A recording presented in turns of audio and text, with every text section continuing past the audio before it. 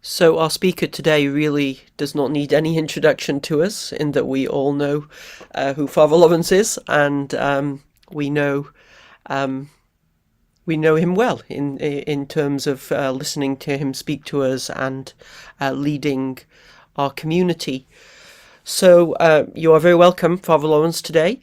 We do have the video, Oh, uh, good. so I will share screen and play it later, but we're streaming it. So I suggest that if there are any problems that you might want to turn your video off, it might help. Maybe Okay, maybe it won't, but we can give it a go. But hopefully it will be fine. good. Thank you. Now, uh, thank you for saying that you all know me. Perhaps you can let me know who I am. That would be very useful. Um, I was going to say I don't want to add to the level of stress which you've already handled eminently well this morning. But could I show some photos if you let me share my screen? Or is that going to complicate things? If it is, it doesn't matter. Yes, no, that's fine. You can share screen. Yeah. Okay. Oh, I can share. You've let me share. All right, good. Thank you. Well, again, happy Easter to everybody. I hope you've had a very joyful and deep experience of it. Every year gives us a new opportunity to plunge into the Christian mysteries. I suggested for the reading you might like to do during for this session, chapter 21 of John Main's Monastery Without Walls, which is one of his great teachings on Easter and the meaning of the resurrection. And as Mark reminded us in the extract that he wrote, John Main speaks about energy, and he often speaks about energy. Here he speaks about Christian identity means knowing this new path of life is already opened up for us because of the energies set free within all humanity by the resurrection. That's a staggering statement, but it's at the heart of Christian faith, that the resurrection is an event, it's a reality of a unique order, which has touched and energized, transformed the potential of humanity as a whole. And the Christian is somebody, a community, a tradition, an individual who is waking up to that. And the key word, of course, recognizing it, recognizing the new energy that is at work. So I thought we might just begin by talking about energy. It is the Greek word, energia, it's the Greek word for activity. And it takes many forms and shapes, of course. There's the energy of work, many different kinds of work, whether it's cooking a meal or, building building a bridge or doing meditation. These are all forms of work. So that's one aspect of energy, is our capacity to do work. And yesterday I suffered a loss of a cousin of mine who died, a very, very energetic person who was always the life and soul of the party, sometimes, a little bit too much, but everybody loved him for his energy and his creativity and his fun. And it's very hard to imagine the family without him now. And fortunately, his immediate family were able to be with him for a few days, and they made this wonderful journey that sometimes we are permitted to make with somebody as they die. and brings together many years of experience and of working together, living together, building a family together, and bringing a healing and a celebration. Anyway, so if we don't have the capacity for work, that means that life has stopped.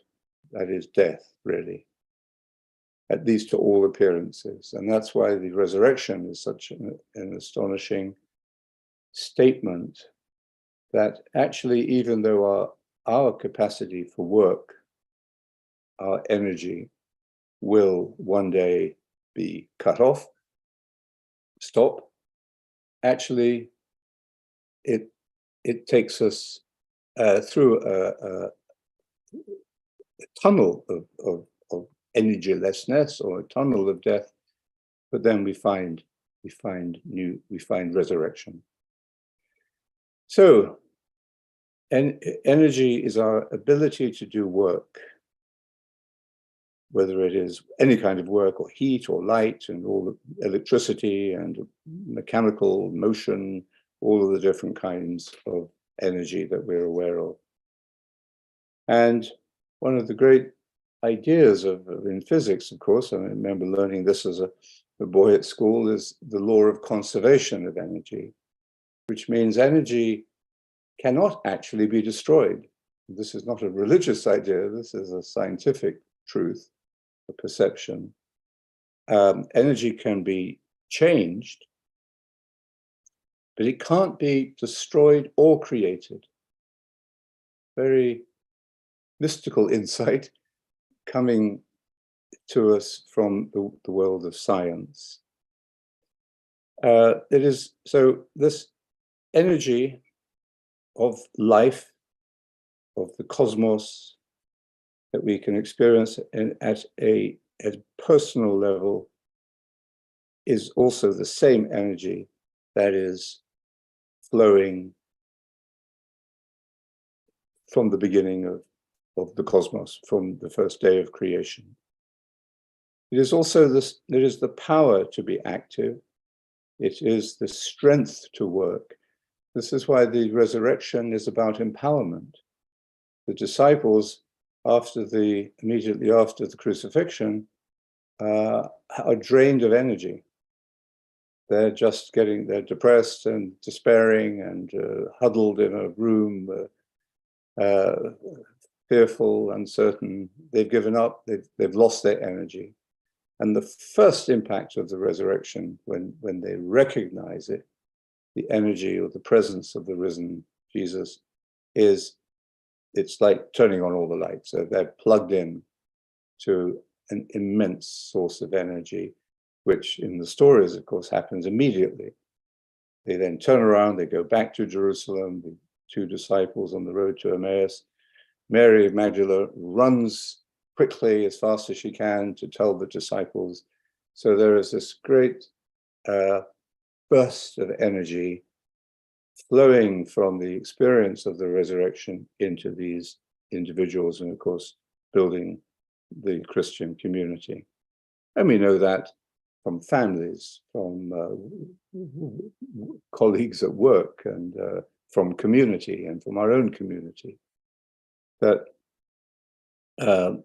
we need to find this source of strength, the strength to work, the power to be active, the capacity for work within ourselves.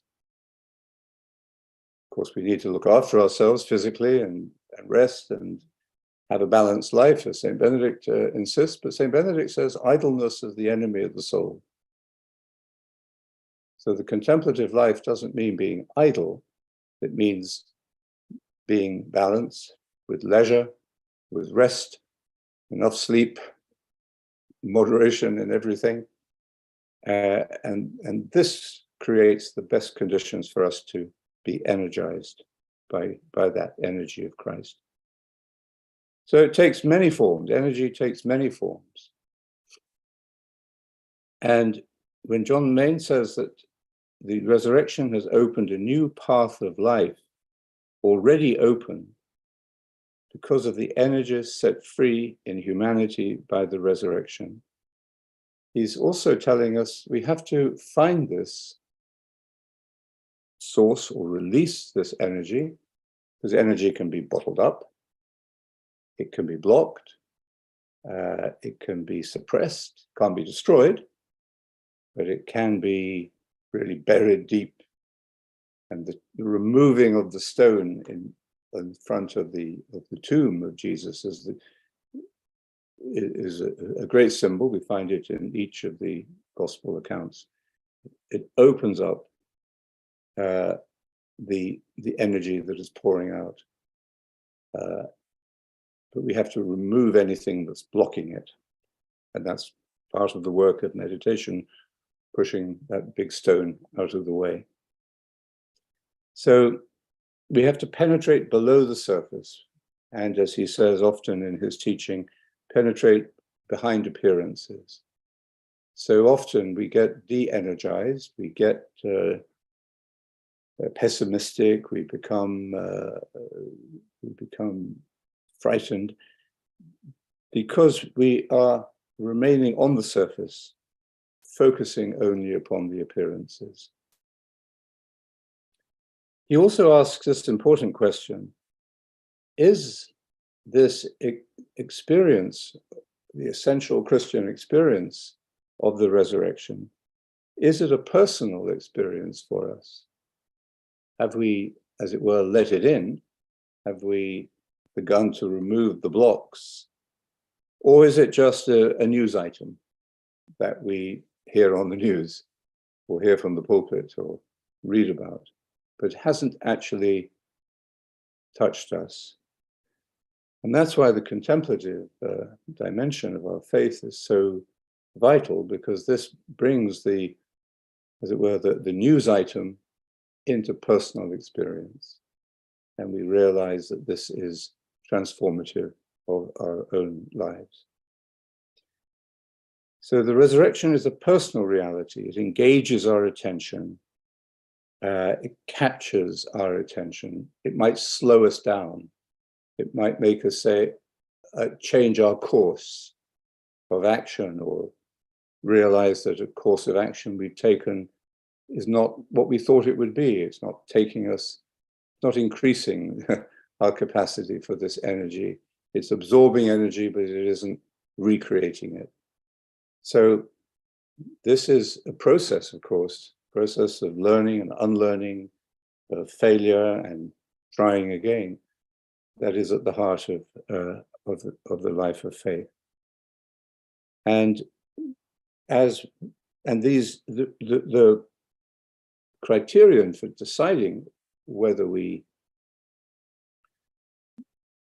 how we make decisions and what decisions we make is really this simple question of, do we feel more or less energized, even if it's a challenging, difficult energy? Do we feel more or less energized by a particular decision or course of action? And he speaks about the joy of realizing that we are participating in a reality much greater than ourselves. And this is the problem when we're looking at the surface, or we're looking at appearances, we're cut off from this experience of the energy of the spirit. We lose that sense of participation in a greater reality. We become fixated upon our own little world and our own little concerns. So we need to recognize what we see, and recognition is at the heart of all of these resurrection appearances. Simone Weil says, he comes to us hidden, and salvation consists in our recognizing him. Meditation, I think, gives us, by its daily rhythm, by its daily practice, the opportunity to clear the decks, to cleanse the doors of perception, so that we can see, but also recognize what we see. And it's in this recognition, of course, that we feel recognized. We feel that we are known. We know that we are not alone. And this is the community that flows from the resurrection, from this energy of Christ. So, he also reminds us that this can take years. It takes years for commitment, which is another word for faith, to mature. But this journey of faith that we are making is empowering. And of course, as meditators, doing the work of meditation every day, and also the work of sharing this gift with others, I don't think we can, these are two halves of this, two sides of the same coin. Doing the work of it and sharing it with others. This is arising directly out of the energy of silence. Meditation is often presented today just simply as a way of rest, relaxation, de-stressing, and so on. Of course, all of that is important, but it's not the point, not the final point anyway. And what the meditator really discovers is that it is energizing. And that this energy doesn't come about so much from the effort we're making, or the ego effort, but it comes from this experience of silence. And what I wanted to show you in this little video we can watch now, well, let me show you some pictures of Easter at Bombo first, just to set the mood for you, if I can do it. Now, what do I do?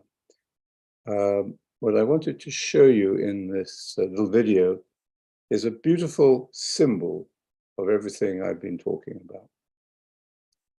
It's a little sculpture given by made and given to us by a Spanish meditator who's an architect and a very well-known architect and sculptor, artist, Pablo Rodendo. Rodendo, appropriately enough, means rounded, and his work has this nice rounded quality to it. But the video will explain it itself, but I just wanted to give you a little visual. Am I sharing now? Yes. No, not yet. Can you see? Okay. Let me give you a little quick feel for it. This is the barn at Bombo, where we had the celebration. This is getting ready on Saturday for the Easter vigil. This is Pablo. This is the artist. Now, here's Sister Ruth, who's joined us from Trinidad. She's the coordinator, was the coordinator in Trinidad. She's now she's a sister of Cluny, has worked many years as running an NGO for helping young people get back on their feet in the Caribbean. Sort of mother, she wouldn't like me to say this, but a kind of Mother Teresa of the Caribbean. And she has felt, she's been meditating for many years and spreading meditation in the Caribbean. And she's now felt called to come and join us here in Bombo. So we're very blessed by her presence. So this is her. Can you see this? Good. So this is, everything's coming green and alive here now, as I'm sure it is where you are. Okay, so here is our bonfire on the Easter Vigil. This is the Easter tree, as we call it. You can see it here. And so this is a very primitive scene. We had meditators from Singapore, Spain, Australia, England, Ireland, other places too, but big contingent of Asians and Spanish people this time. Okay, so now this is the group. Yesterday morning, we met to conclude the Holy Week retreat, and this is Pablo. We wanted to thank him, and here you can see this sculpture that he's made, and you'll see in the film how it came about. But I just wanted to give you a feel of its context, where it is. I didn't know, and I had my doubts about how it was going to fit here. But when we put it up, it seemed extraordinarily right. And I think you can feel the energy of it and the beautiful simplicity of it.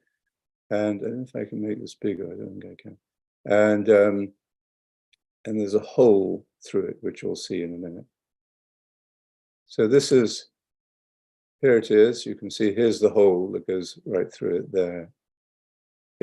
He calls it the rising Christ. So it's the risen Christ ascending to heaven after the 40 days. So the risen Christ the risen Christ rising to the Father.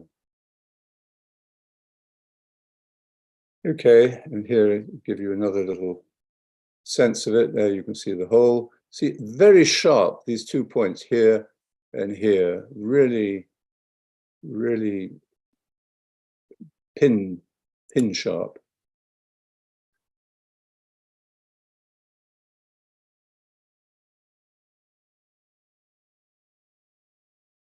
Okay, so that gives you a little context, and if Mark could show the video now, it takes about 9 minutes, so we'll just finish right on time, I think. Thank you.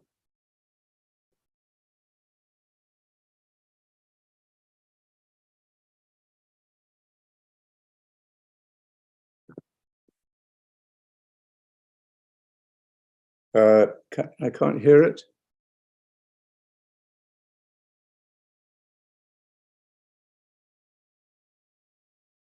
You'll see his artist name is Rodendo, spelled backwards.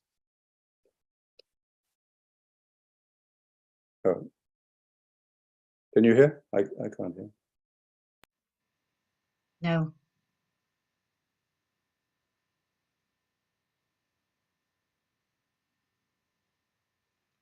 Mark, should you unmute? Let's try, and yeah, maybe Father Lawrence, if you mute as well. Oh yes, okay. Let's try again. I'll try it. Yeah, let's try again.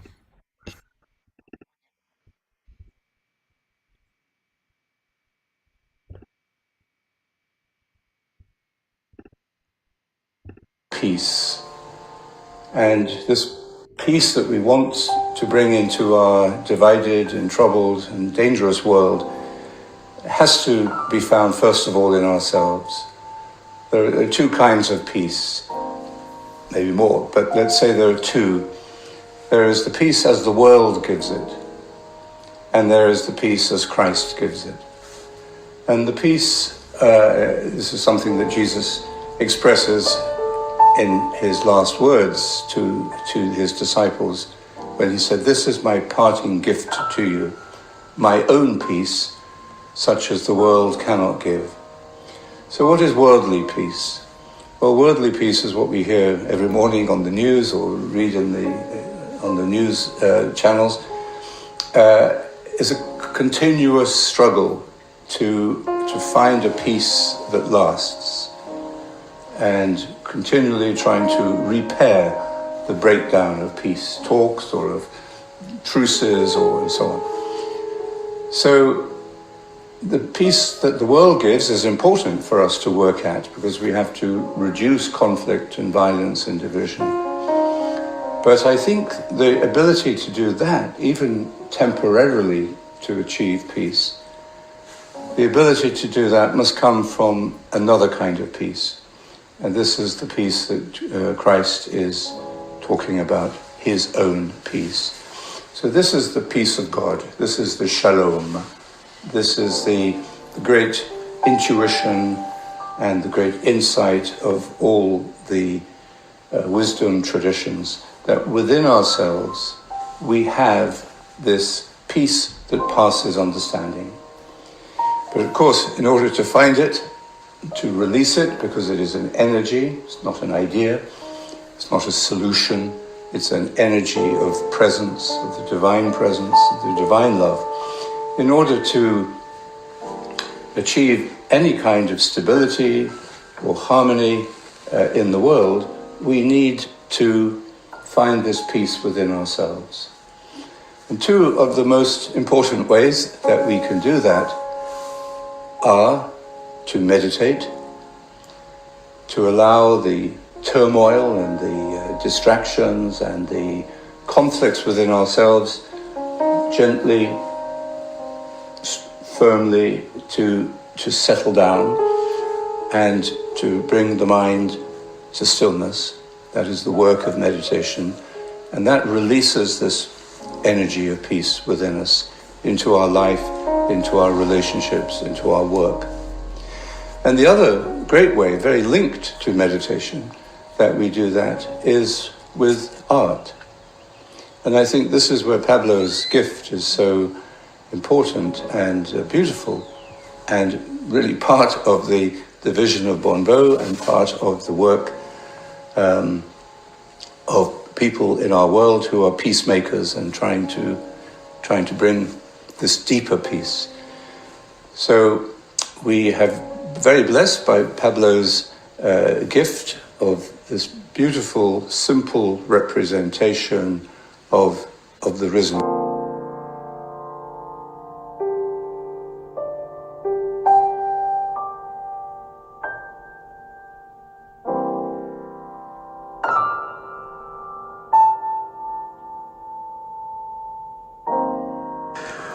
Bueno, pues el Cristo arranca de un tronco de roble francés que traigo del monasterio de Bonbo y que empiezo transformándolo con motosierra, con la que cortan los árboles. Entonces voy quitando mis primeros trocitos de tronco y adaptando un poco, si quieres, la figura del Cristo, que a su vez voy dibujando. Voy dando cortes y dibujando, hasta conseguir más o menos una forma. Y una vez que ya paso de la motosierra directamente a unos discos de desbaste que tengo de acero que se utilizan en radial y que, bueno, pues con ello consigo darle una forma muy, muy acorde a lo que estoy buscando, ¿no? Aunque luego a veces al final vuelvo a meter el disco porque no me gusta. Pero bueno, en principio con los discos estos es suficiente. Y ya directamente lo siguiente es escofina para igualar. Las escofinas son estas limas grandes de carpintero que me permiten igualar y tensar la pieza. Y directamente ya luego es todo lija, más lija y al final una cera. En este caso, con un aceite que compré en Israel. Mirra.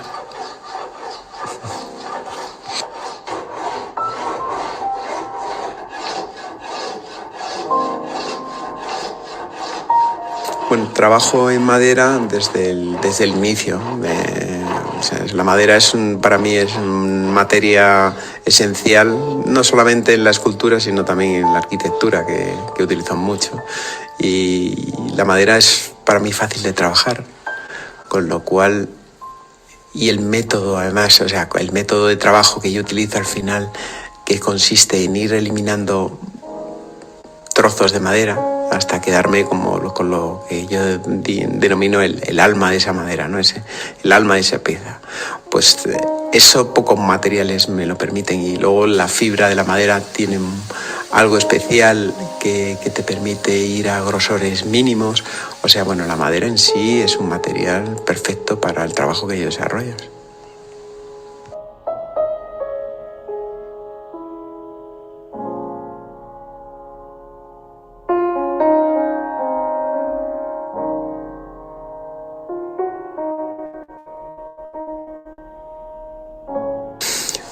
pues como yo trabajo en la resacralización del arte, de alguna forma se puede que en mi cabeza o mis pensamientos siempre estaba que el arte hoy en día, como lo conocemos, y la figura de la religión cristiana, pues siempre el símbolo es la cruz, ¿no? Cristo crucificado.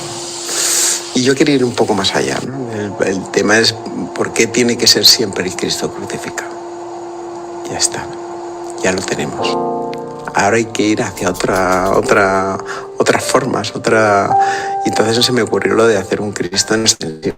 Es como la figura más bonita de Cristo, ¿no? Cuando se puede decir que estás subiendo a los cielos y, no sé, esa imagen pues es como, para mí sería lo más, no verle crucificado, te soy sincero.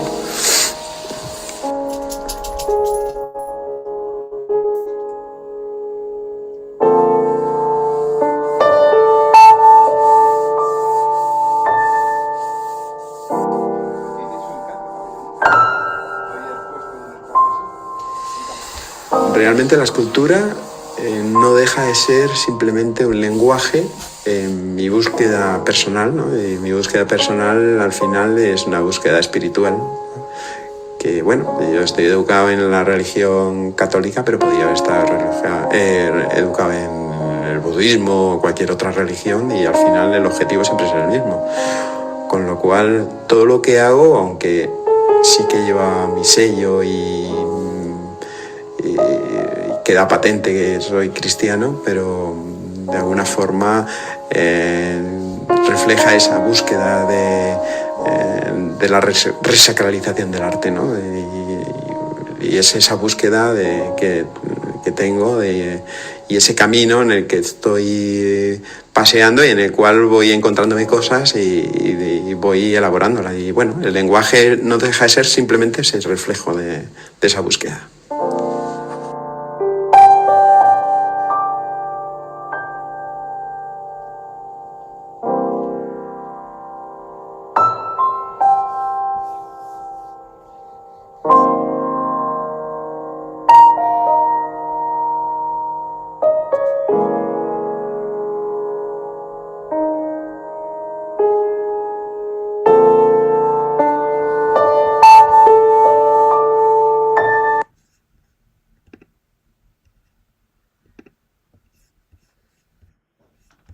Voila.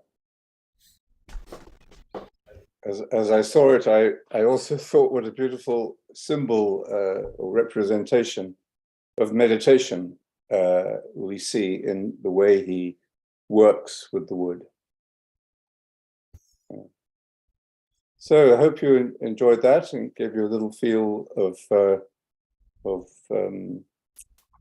our Easter at Bombo, and thank you for letting me share that with you. Thank you, Father Lawrence, for your talk and for the video as well. And for me, what stood out was the thing that you said, that somehow in watching Pablo, we were seeing the energy that you were speaking about, that he, like all of us, is seeking to see that glory of Christ, that energy that energizes the entire universe. So thank you very much. And it just leaves me to remind everyone that in the next few weeks, for about 6 weeks, we will be not having speakers, but we will be doing some Lectio together, a Lectio focusing on the theme of the resurrection. So please come with a welcoming spirit and a reflective mind as we do that work, that energy together. So Julia, over to you.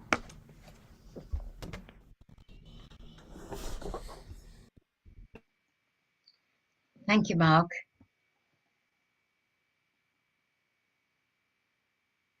It just remains now for me to say our closing prayer. May the divine assistance remain always with us and with our absent brothers and sisters. Amen. So thank you all very much indeed for coming this morning. Thank you, Father Lawrence, for that lovely presentation. Beautiful. And the sculpture is quite breathtaking, I think. And thank you to everybody. I wish you a very happy and blessed Holy Week, not Holy Week, sorry, Easter week. And we look forward to seeing you again next week. So see you soon. God bless. Thank you. God bless. Bye-bye. Thank you. Thank you so much. Thank you so much. Thank you.